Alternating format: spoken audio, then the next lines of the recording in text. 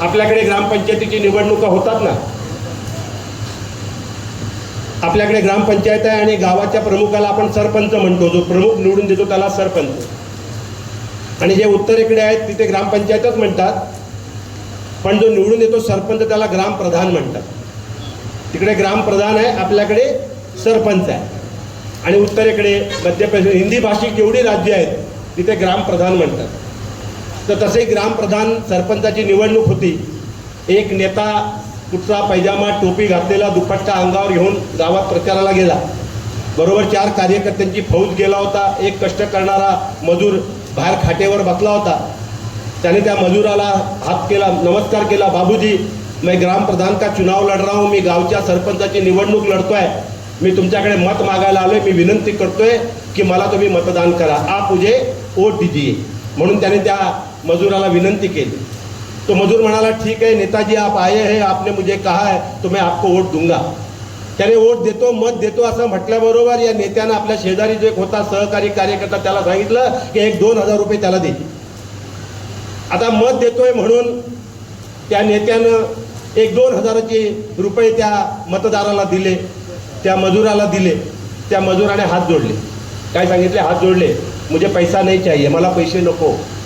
तो म्हणाला, मुझे पैसा नहीं चाहिए, मुझे पैसा, आप पैसा मत दीजिए, मैं मजदूर हूँ आणि म्हणून मी मजुरी करून माझं कुटुंब चालवतो, पुढेही मजुरी करून माझं कुटुंब चालवणार आहे. तुम्हाला पैसे नको देऊ, मला फक्त एक गाढव आणून दे. काय सांगितलं? मुझे सिर्फ एक गधा लाके दे. बरोबर ना, हिंदीत गधा म्हणतात गाढवाला. आणि आपण माहिती आहे गाढवावर मजुरी करून उत्पन्न करता येतं, माल वाहता येतो, सामान आणता येतं, लोकांना मजुरी करता येते आणि मग त्याच्यातून उत्पन्न मिळवता येतं.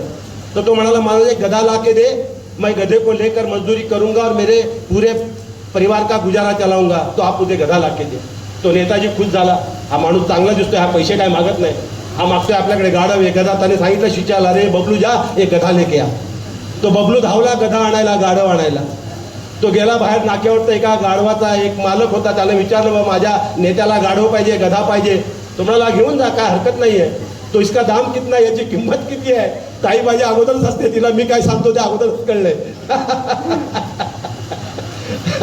तर तो म्हणाला, अरे लेके जा, ले जाइए, नेताजी ने मांगा, ले जाइए, गधे को ले जाइए. तो बोला, इसका दाम क्या, इसकी किंमत क्या है? तो म्हणाला, 60,000 रुपये. तो म्हणाला, गाढवाची किंमत 60,000 रुपये. तो कार्यकर्ता घाबरला, पळत धावत आला, अरे नेताजी, आपने कहा गधा लाने के लिए, लेकिन गधे का दाम है 60,000 रुपये. म्हणाला, गाढवाची किंमत आहे 60,000 रुपये. तो नेताजी पण हादरला, अरे बाबूजी, आपने क्या मांगा मेरे पास? मैं तो आपको पैसा दे रहा था. अरे मैंने पैसा नहीं मांगा बाबूजी, मैंने तो सिर्फ गधा मांगा. अरे आपने गधा मांगा, लेकिन आपको पता है क्या गधे का दाम कितना है? तुला माहिती आहे काय गाढवाची किंमत किती आहे? गाढवाची किंमत 60,000 आहे. मग तो म्हणाला, जर गाढवाची किंमत 60,000 आहे, मी तर माणूस आहे ना, मग माझी किंमत काय फक्त 2,000 रुपये?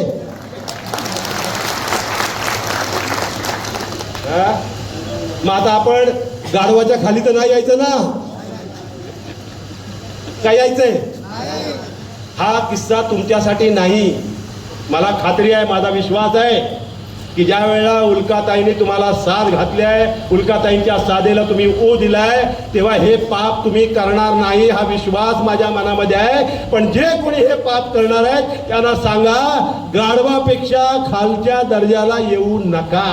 धन्यवाद. जय हिंद.